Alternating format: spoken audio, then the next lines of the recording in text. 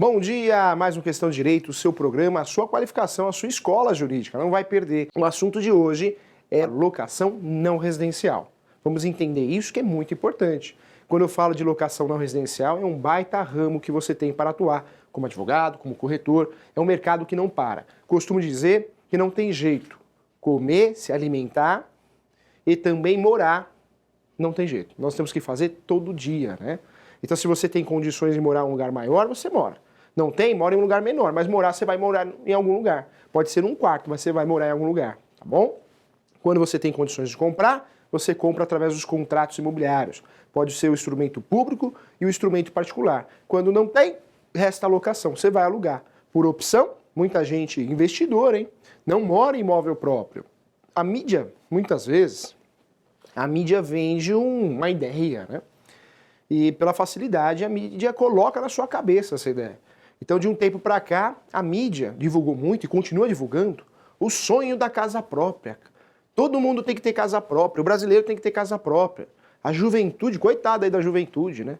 Sai que nem um robô, casa própria, casa própria, casa própria. A verdade é essa. Aí o coitado acaba de casar, né? Casou ou mora sozinho, ele fica com aquilo na cabeça e entra numa dívida infernal, uma dívida que não tem fim. Cuidado.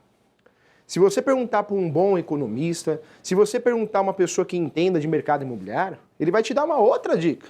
Não compre o seu imóvel, alugue. Porque se você aluga o imóvel, você não tem manutenção, né? Começou da manutenção, você vai para outro. Esse dinheiro, você aplica esse dinheiro. Esse dinheiro você investe em alguma coisa. Então tem os dois lados da moeda, né? Depende o que você deseja para você. Mas morar no fim do mundo, longe de todo mundo, longe do seu trabalho e falar eu tenho meu imóvel próprio, será que essa é a grande vantagem? Então por isso vale a pena você entender tudo sobre locação. Vamos lá, essa locação é especial, essa locação é do ganha-pão, seu, meu, de todo mundo.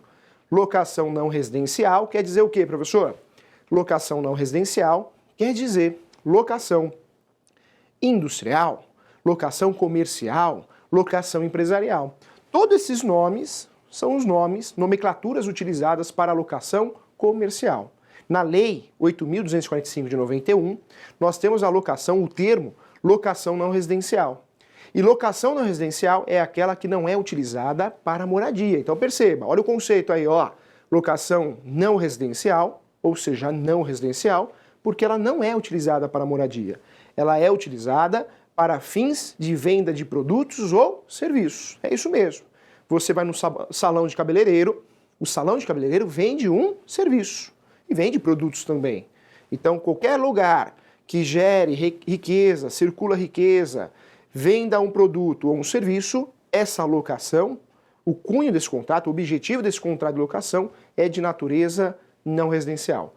Locação residencial é só para moradia, ok? Moradia. Para entender isso, vamos do começo, olha só. Falamos aqui que a locação é regulamentada por diversas legislações diferentes, né?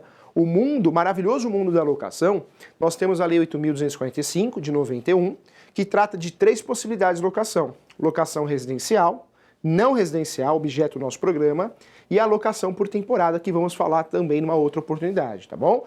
Então, Lei 8.245 de 91, a lei conhecida como Lei do Inquilinato, só trata de três locações de bens imóveis. Locação residencial, não residencial e por temporada. Fique atento em relação a isso, hein? Veio uma nova lei, que é a Lei 12.112, de 2009. A mídia divulgou que essa lei acabou com seus problemas, organização tabajara, né? Essa lei, quem não paga aluguel em 10 dias está na rua. Não é verdade. Essa lei é uma nova lei que alterou pouca coisa da lei antiga. Continua sendo a Lei 8.245 de 91, a Lei do Inquilinato, que ainda é vigente, tá bom? Então fique atento em relação a isso. Falamos aqui também em outras oportunidades que nós temos o Estatuto da Terra, que também trata de locação, mas locação de imóveis rústicos e rurais. Rústicos e rurais, então fique atento em relação a isso. Não podemos esquecer também da locação do Código Civil.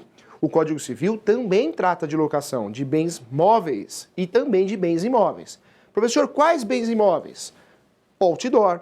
Outdoor, que você passa na estrada, nas rodovias e vê esse outdoor, é uma locação do Código Civil. Além da locação do outdoor, também vaga de garagem, com a vaga de matrícula autônoma. Não entendi, professor? Vai entender. Atenção sempre com didática aqui, ó. Vaga de garagem autônoma é aquela vaga separada que tem o seu número próprio. Apartamento, tem apartamento que tem a vaga de garagem junto dentro da matrícula do imóvel, né? É unificada. Vaga de garagem autônoma, ela tem a vaga separada. Essa vaga de garagem, numa discussão de locação, é o Código Civil que vai tratar, tá bom? Hotel, motel, a parte hotel, também é o Código Civil que vai tratar dessas locações, ok? Fique atento aí, olha que legislação complexa, né, em relação à locação. Olha como é importante estudar isso. Quando eu falo da locação não residencial, volto a falar, essa locação pode ser chamada de locação industrial, locação empresarial, locação comercial e não residencial, como a lei chama, ok? Então tem vários nomes por aí. Professor, locação de shopping center. Locação de shopping center é aplicada à analogia da Lei 8.245/91. Então, na verdade, shopping center não tem uma lei específica. É utilizada a lei do inquilinato por analogia. Existem, sim, algumas regras específicas em relação à locação de shopping center. Então, realmente não é igual à locação não residencial. Existem algumas regras específicas, tá bom? Então é importante você saber. Volto na locação não residencial. Essa locação tem a finalidade de oferir lucro ao inquilino.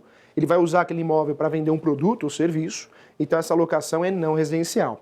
A não residencial gera vários efeitos. Um dos efeitos é o fundo de comércio. Isso mesmo, fundo de comércio. Você que está nos assistindo aqui, você corretor, tem advogado que assiste o nosso programa também, tem estudante de direito e tem pessoas aí que não é do meio, mas gosta de assistir o programa porque acaba entendendo, conhecendo o direito. Então, todo mundo que está nos assistindo aqui, olha que interessante. Avise o papai, a mamãe, o marido, a esposa, avise um amigo que é comerciante que você, quando fica num comércio, você aluga esse imóvel aqui, alugou esse imóvel. Se você fica mais que 3 anos, você já tem o direito ao fundo de comércio. Fundo de comércio é a clientela. Então você tem o direito à clientela. Se você alugou esse espaço, ficou durante 3 anos na mesma atividade, você tem o direito ao fundo de comércio. Professor, por que é importante saber? Porque você tem direito a uma indenização. Não é justo chegar ao locador e falar assim, pode sair, não quero mais você aí. Meu filho também vai abrir uma pizzaria igual a sua, inclusive no mesmo lugar. Não é justo. Então a jurisprudência criou o fundo de comércio, fortaleceu esse fundo nos últimos anos e você tem direito a uma indenização, chama ação de indenização por fundo de comércio. Claro, vai depender de cada estado, temos jurisprudências diferentes, entendimento de juízes do caso concreto. Então precisa analisar o caso concreto, mas saiba que você tem esse direito ao fundo de comércio. Olha que interessante. Quando eu falo de locação não residencial, essa locação, além da ação de fundo de comércio, que é a ação da clientela, fundo de comércio ele é o gênero de várias espécies, né? Fundo de comércio é o gênero e dentro do fundo de comércio tem várias questões a serem analisadas. Primeiro a clientela, depois o material, as ferramentas. Professor, o restaurante, como que eu analiso o fundo de comércio? Diversas formas, né? Você vai analisar a clientela, os pratos, se tem forno a lenha, se tem fogão industrial, tudo isso, junta tudo isso, é o fundo de comércio, tá? Então nós temos essa classificação, o fundo de comércio é o gênero de várias espécies que estão dentro do fundo de comércio. Fique atento em relação a isso. Quando eu falo de locação não residencial, nós temos aí que estudar as ações locatícias, porque realmente as ações locatícias são ações que eu uso em um litígio relacionado a um contrato de locação. Primeira ação locatícia, que eu quero que você relembre, é a ação de despejo. Despejo é o gênero de várias espécies. Nós temos vários tipos de ações de despejo diferentes. Ação de despejo por descumprimento contratual, ação de despejo por denúncia vazia, ação de despejo por falta de pagamento, entre outras modalidades. Nós temos mais de 57 teses diferentes para ação de despejo, hein? Mais de 57, olha só. Despejo é o gênero de várias espécies.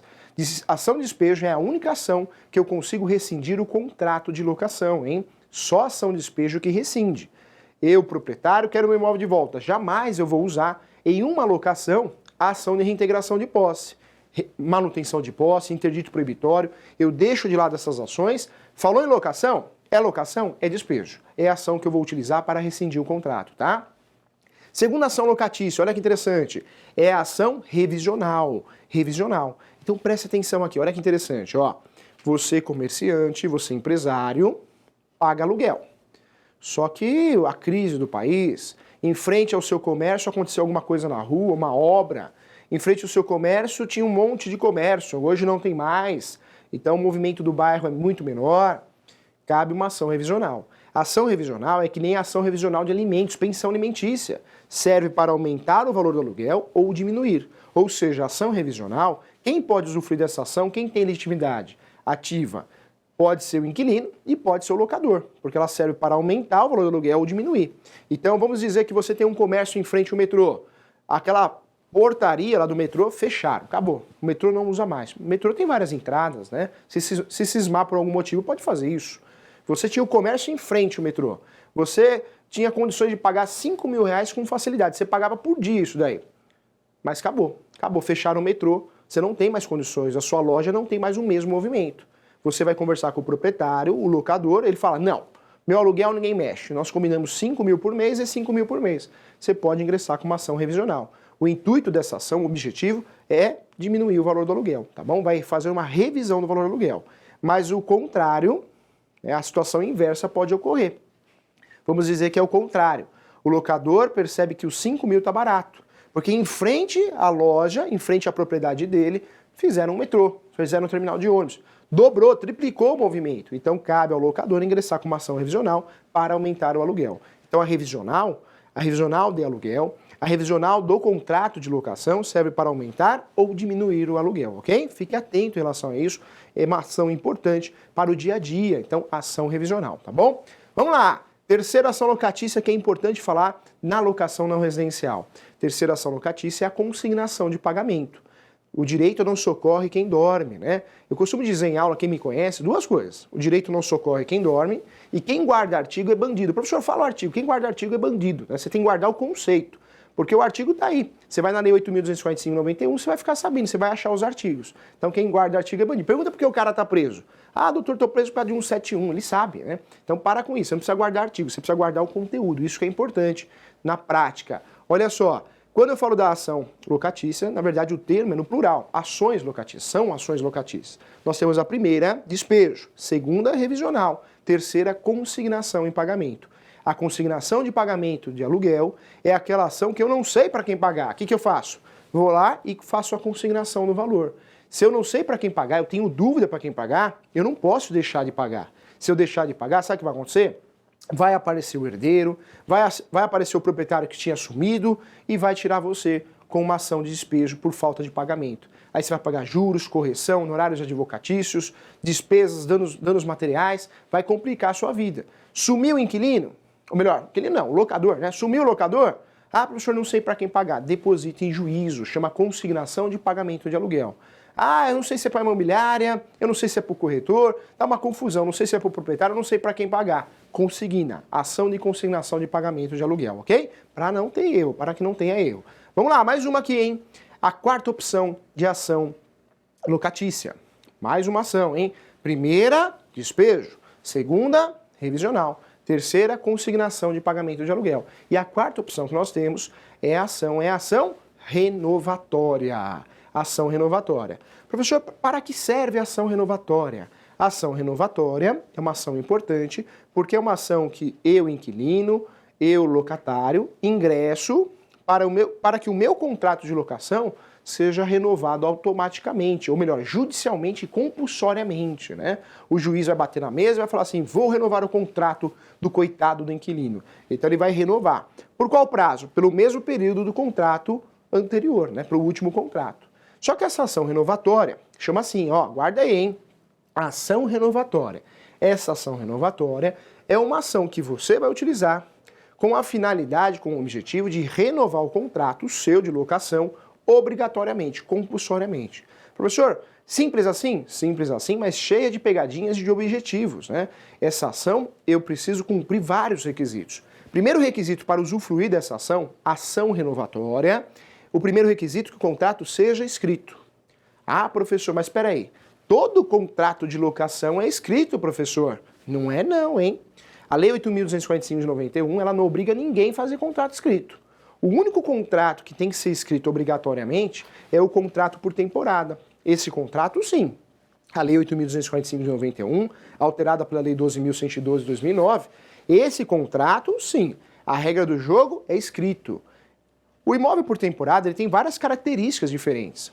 Tem que ser por temporada, não pode ultrapassar de 90 dias, o pagamento pode ser feito antecipado do aluguel, e um dos requisitos também é o contrato escrito.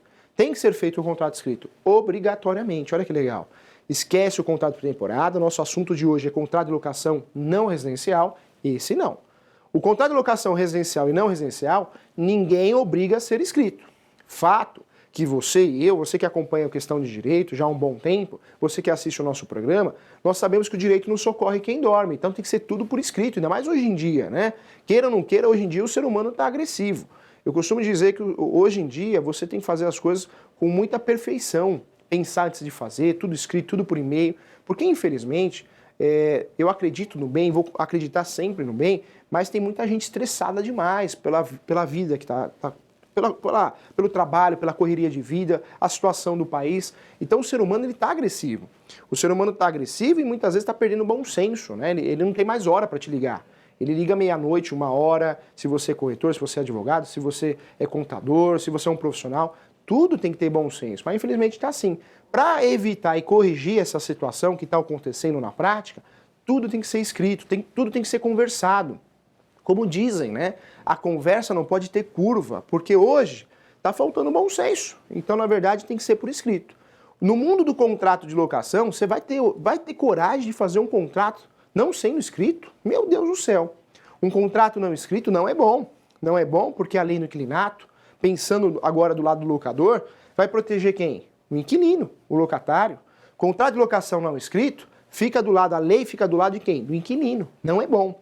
Tem que ser escrito sim. A lei não obriga, mas a prática, a vida atual, obriga que seja escrito, porque senão vai dar problema, hein? Vai passar nervoso. Então tem que ser escrito, tá bom? Não é obrigatório ser escrito, porque a lei não obriga. Mas fato é que é importante que seja escrito. Vamos lá, voltando aqui, ó. A ação renovatória, um dos primeiros requisitos é que o contrato seja escrito, porque a lei não obriga. Para fazer a renovatória tem que ser escrito. Segundo requisito da renovatória, hein? O contrato tem que ser escrito e por prazo determinado. Professor, o que é isso? Prazo determinado? Não entendi. Prazo determinado tem que ter data para começar e data para encerrar. Prazo determinado é isso. Início e fim. Acabou os requisitos? Não. Tem um terceiro requisito. Para usufruir de uma ação renovatória, eu preciso usar essa ação renovatória quando eu tenho aí no comércio 3 anos na mesma atividade. Ou seja, eu posso estar no imóvel 10 anos, mas pelo menos 3 anos na mesma atividade. Professor, mas se eu aluguei imóvel, vai ser sempre a mesma atividade? Não. No Brasil é muito comum você alugar um imóvel, você está no imóvel, você acha o aluguel bom, barato, você gosta do bairro, 10 anos. Nos 2 primeiros anos você abre um lava-rápido estacionamento. Não deu dinheiro, você fecha. Aí no 3º, 4º e 5º anos, 4º e 5º ano, você abre um açougue. Só que você descobre que o bairro, a maioria que mora nesse bairro é vegetariano. Aí você fala, pronto. Meus problemas acabaram, a Organização Tabajara, vou abrir um restaurante vegetariano. E abre um restaurante vegetariano. Só que você percebe que é muito difícil também lidar com um restaurante vegetariano. E aí você acaba abrindo uma pizzaria. É muito comum no Brasil um sujeito que aluga um imóvel comercial, 10 anos de imóvel, mudar de atividade várias vezes. Para cumprir o requisito de usufruir dessa ação, você precisa de pelo menos 3 anos na mesma atividade. Não importa o comércio, mas pelo menos 3 anos na mesma atividade. Então olha como essa ação é cheia de requisitos. Primeiro requisito, contrato escrito. Segundo, contrato por prazo determinado. Dia do começo e dia do final. Terceiro requisito, qual que é o terceiro? 3 anos na mesma atividade. E o quarto requisito, olha só, tem o quarto requisito ainda. O contrato de locação para usufruir, né, dessa ação renovatória nos contratos não residenciais, eu preciso estar no imóvel 5 anos. 5 anos na propriedade, na posse do imóvel como inquilino. Então, olha só, quantos requisitos. Contrato escrito, determinado, 3 anos na mesma atividade no mínimo e 5 anos no imóvel. Ou seja, eu estou 5 anos no imóvel na mesma atividade. Se está na mesma atividade, cumpri os 3. Vamos dizer que eu estou 5 anos no imóvel, porém, eu sempre mudei de comércio, de ramo. Eu fiquei 1 ano em cada ramo, já não dá para ingressar com essa ação. Por quê? Você ficou 5 anos no imóvel, você cumpriu um dos requisitos, que é o fato de estar 5 anos no imóvel. Porém, você não tem o requisito de 3 anos na mesma atividade, que você comprova com os atos constitutivos e testemunhas, prova testemunhal. Lembra lá das provas que o professor já falou. Então, fique atento em relação a isso, hein? Olha que ação boa. Essa renovatória é uma ação interessante, por quê? Você inquilino, você locatário, consegue renovar o contrato de locação judicialmente, compulsoriamente, tá bom? Então essa é a dica de hoje. Vamos lá. Professor, além da ação renovatória, tem algo importante ainda sobre locação não residencial? Locação residencial é um assunto que não acaba mais, né? É importante falar também sobre a indenização das benfeitorias. Então cuidado. Olha só, professor, eu aluguei esse imóvel aqui. Eu vou reformar, depois eu converso com o proprietário. Não faz isso, hein? Quando você reforma um imóvel, se não é uma reforma necessária, é uma reforma, na verdade, chamada de voluptuária, entre outros termos que são utilizados. Se você reforma, né, só para um bem-estar, por luxo, cuidado.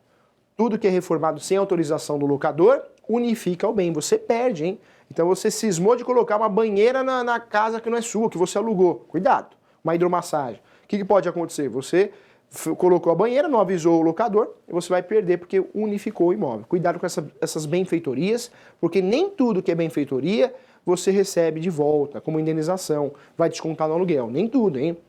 Normalmente só as necessárias, ou seja, aquela que tem que fazer senão cai, corre risco de vida, essa tudo bem. Você não precisa nem avisar o locador, porque é urgente, precisa fazer logo, parte elétrica. As outras benfeitorias, você começa a ter problema e provavelmente não vai receber. Nós temos alguns julgados diferentes aí, mas falando de prática, na praxe você não vai receber. Então cuidado com isso, tá bom? Muito interessante. Olha só, quando eu falo também de locação comercial, industrial, empresarial, shopping center, ou o termo que é o termo da lei, não residencial, é importante informar que tem uma tal de denúncia. Denúncia é um despejo, é isso mesmo. Você estuda isso nos livros, às vezes não entende. Então vamos explicar de forma didática. Ó, quando eu falo de denúncia, tem a denúncia cheia e denúncia vazia. Denúncia é ação de despejo. Despejo por denúncia vazia e despejo por denúncia cheia. Professor, o que é cheio? Cheio eu tenho que fundamentar. Pensa num saquinho, que você está cheio esse saquinho, ou seja, cheio de palavras, fundamentos. Quando eu vou pedir o imóvel de volta do inquilino, eu tenho que fundamentar por obrigação, ao final do contrato. Eu tenho que fundamentar. Eu só não preciso fundamentar se eu quero o imóvel de volta, se eu respeitei a lei. Como assim, professor? Eu não entendi nada. Vou explicar, você vai entender tudo. Ó, nós temos a Lei 8.245 de 91. Essa Lei 8.245 de 91, ela trata também da denúncia cheia e denúncia vazia. Quando eu sigo a lei não obriga, ela é facultativo. Mas a lei, ela dá uma orientação assim, ó, locador, faça uma função social, ajuda aqui, ajuda o Brasil. Faça um contrato de no mínimo 30 meses. Quando o locador segue o conselho da lei e faz um contrato de locação de no mínimo 30 meses, ele ganha um presente da lei. O que é o presente? A denúncia vazia. Ou seja, ao final do contrato, ele pode pedir o imóvel de volta e não precisa ficar fundamentando o porquê. Porque ele quer de volta. Olha só que interessante. Então, toda vez que eu faço um contrato com um prazo menor de 30 meses, eu não tenho esse plus. E aí a denúncia tem que ser cheia, tem que ser fundamentada. Denúncia cheia tem que ter fundamento, justificativa. Denúncia vazia não precisa. Se eu respeito a lei, ou seja, se eu sigo o conselho da lei de fazer um contrato de locação de 30 meses, eu respeitei a lei, de no mínimo 30 meses, né? No mínimo 30 meses, pode ser demais. Eu ganho um presente. Ao final desse contrato, não é no meio do contrato não, ao final eu faço a denúncia vazia. Olha que legal, denúncia cheia, denúncia vazia. Denúncia é o que, professor? Ação de despejo. Ação de despejo por denúncia cheia ou por denúncia vazia. Vazia é porque eu não preciso justificar porque eu quero o imóvel de volta. Eu segui o conselho da lei, eu fiz um contrato de no mínimo 30 meses, então agora acabou o contrato, eu quero de volta, ponto final. Cheia eu tenho que fundamentar, porque eu não segui o conselho da lei. 30 meses eu fiz um contrato de um prazo menor, tá bom? Olha que legal.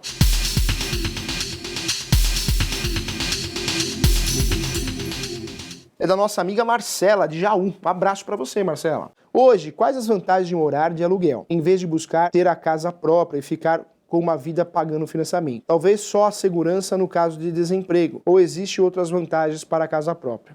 Casa própria é o maior sonho do brasileiro. Casa própria é 10, você não paga aluguel, é muito bom.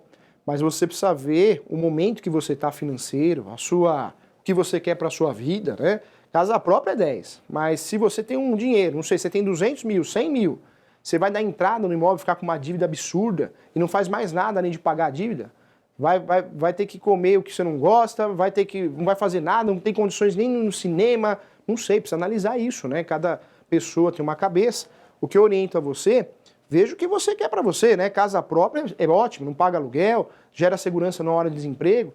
Mas se você tem um dinheiro que você não dá para comprar um imóvel próprio, se você tem aí um investimento para fazer, alguma coisa assim, pode ser uma opção. É melhor aí você consultar realmente um consultor, né, financeiro. Mas procura ler, estudar sobre esse assunto, é bem legal. Você vai achar várias matérias aí no Google, né, a respeito disso. Muita gente, muito investidor, não aconselha comprar um imóvel próprio, a verdade é essa. é melhor você alugar. Aí vai depender da sua situação de vida, mas analisa com carinho, não siga uma informação pronta da mídia, tá bom? Essa é a dica que eu dou para você. Muitas vezes aí você com 100 mil reais, 150 mil, você não consegue comprar um imóvel à vista, você só vai dar uma entrada. E 150 mil reais numa poupança, numa aplicação, quanto rende isso, né? Você consegue pagar o aluguel e ainda sobra. Então tem isso, né? Analisa direitinho com muito carinho, tá bom? Eu falei realmente porque a gente não pode mais aceitar a informação pronta, a gente tem o direito de pensar, né? Então vamos lá, olha só. Jorge Oliveira, explica um pouco mais sobre como irá funcionar se o locatário perder um emprego e tiver condições de pagar o aluguel, pois o locador não pode ficar sem o valor, pois talvez dependa disso para o próprio aluguel, e o locatário não pode ser despejado de imediato. Não tem jeito, né, Jorge? Locação é um empréstimo, só que é um empréstimo oneroso. Nós temos um empréstimo gratuito que é o comodato. Na locação, existem deveres e obrigações de ambos. A obrigação do locador é entregar o imóvel habitável, né? E o locatário é pagar o aluguel e cuidar do imóvel. Quando um deixa de cumprir essa obrigação, cabe ação de despejo, né? Então, nesse caso, despejo por falta de pagamento. Por mais que aquele sujeito, o inquilino, não tenha condições por motivos dele, pessoal dele, né? Não tem jeito. O locador, ele tem o direito de despejar. E aí ele vai ingressar com uma ação de despejo e vai conseguir o imóvel de volta. A mídia divulga muito que é uma ação rápida, não é não, nada no Brasil é rápido, hein? O Brasil ganhou como a pior justiça do mundo, é a realidade. Professor, mas é culpa dos juízes, não é culpa de ninguém, é culpa porque a gente tem muito processo, o brasileiro ele tem o costume de litigar, levar para a justiça, né? Essa conciliação é algo novo, que a gente está trabalhando ainda no ser humano, é algo recente, então o brasileiro gosta de brigar judicialmente, é o costume do brasileiro, então tem muito processo, pouco funcionário na justiça e é demorado. Um processo chega a durar 12 anos. Falar que uma ação de despejo é rápida, fácil, é mentira. Quem vendeu isso está errado, não atua na prática. É uma ação demorada. E aí sim vai ser discutido aí se o valor está correto, tudo. Mas fato é, quem não pagou aluguel, não cumpriu a obrigação, tá bom? Então não tem jeito. O juiz não vai analisar, coitado do inquilino, não vai fazer isso, né? Infelizmente pode ter sido uma fatalidade, falta de emprego, alguma coisa assim, a gente sabe disso, para o país em crise, mas o juiz não vai pensar assim. É uma obrigação que deixou de cumprir. Cabe o despejo, tá bom? Um abraço para você, Jorge. Olha só, Reinaldo Diniz, via Facebook, legal, hein? Eu tenho um inquilino há mais de 30 anos no imóvel e não tem contrato. O que é preciso para pedir o imóvel junto ao inquilino? Reinaldo, vou ser bem sério para você. A lei não obriga ninguém a fazer contrato, a não ser o contrato de locação por temporada. Mas locação é algo muito complexo para você fazer um contrato de boca. Eu não oriento fazer isso, hein? Não oriento fazer isso e também não adianta pegar o contrato no Google, né? Ou pegar um contrato no Google, pelo amor de Deus, tem cada contrato horrível de papelaria. Locação é algo sério, é algo que tem que ser bem feito, tem que ser discutido as cláusulas contratuais. Pede para um advogado da sua confiança te ajudar a fazer esse contrato, nem que você pague por isso, né? Mas vale a pena. Então oriento você a acertar essa situação, com muito carinho estou te falando. Professor, mas é parente, é conhecido, é o ideal, protege ambas partes, né? Em relação a pedir esse imóvel de volta, em primeiro lugar, tem que analisar se é residencial ou comercial. Se for residencial, você pode até pedir esse imóvel de volta, mas tem que avisar antes, manda uma notificação antes. O ideal é que você envie uma notificação 90 dias antes desse imóvel, tá? E o ideal também é você, além de avisar, descontar a caução, não sei se é o caso, a caução no próprio aluguel, ajuda a pessoa também, né? Então tem que ser algo consensual. Consensual é muito melhor, fuja da justiça, litígio atrasa a vida de todo mundo. É mais caro, é cansativo, você pode perder, perde sucumbência, as custas são altas, tem que tentar resolver tudo numa boa, tá bom? Essa é a dica que eu dou com muito carinho. Abraço para você também, tá bom? O Alexandre Barbosa, vamos lá, contratos de locação não registrados no registro de imóveis. Dão direito ao locatário a preferência na aquisição do imóvel? Contrato de locação, existe o direito de preferência, né? Só que, cá entre nós, o estudo de hoje é locação não residencial, então é comercial, empresarial. Você vai, abre uma pizzaria, gasta 100 mil reais para deixar essa pizzaria, esse restaurante bonito, ou qualquer outro comércio. Que segurança que você tem se o locador quiser vender isso? É uma discussão judicial que vai se arrastar anos e anos. Então, qual é a dica que o professor dá? Pensando agora no inquilino, né? Sempre ajudando os dois, mas pensando no inquilino. Você que é inquilino de imóvel comercial, faça o contrato de locação e exija a averbação na matrícula do imóvel. Quando você averba o contrato de locação na matrícula do próprio imóvel alugado, você protege o seu direito de preferência. O locador pode até vender o imóvel, mas ele tem que oferecer para você antes. E quem for comprar sabe que você existe e está lá dentro, tá bom? Então, é a dica que eu dou. Tem que fazer, hein, doutores? Tem que fazer. Vamos lá. José Nilton Lopes. Para retomar o imóvel locado por 30 meses no final, tem que ser pedido na véspera do término? Quantos dias antes? Ou deixa vencer o último dia e é necessário somente pedir através de ação judicial? Ou basta notificar a parte? Vamos ser sinceros aqui, ó. Nós estamos vivendo em 2017, tem que fugir de litígio, hein? O Brasil ganhou com uma pior justiça, é demorado, é caro. Professor, mas ser advogado, não é melhor para você falar que é melhor usar advogado? Seria, mas eu sou sincero, né? Então vamos ser sinceros aqui, vamos espalhar. Olha que interessante, você tenta conciliar sempre, manda uma notificação 90 dias antes, depois manda outra 60, liga para a pessoa, fala que você vai precisar do imóvel, sempre melhor conciliar. Litígio, processo é só no último caso, fuja dele, não é bom para ninguém, tá bom? Então fuja dele. O ideal é que você avise o inquilino pelo menos 60 dias antes. Eu oriento a avisar antes, quanto mais melhor, até 6 meses antes. Eu acho justo, acho correto, a pessoa tem um tempo hábil para procurar uma outra casa, um outro comércio, mas a jurisprudência fala em 90 dias, 60 dias, vai depender do estado, tá bom? Então, um abraço para vocês todos, fico muito contente. Sucesso, paz, amor, faça o bem, não veja quem, tá bom? Tchau, fui! Tchau!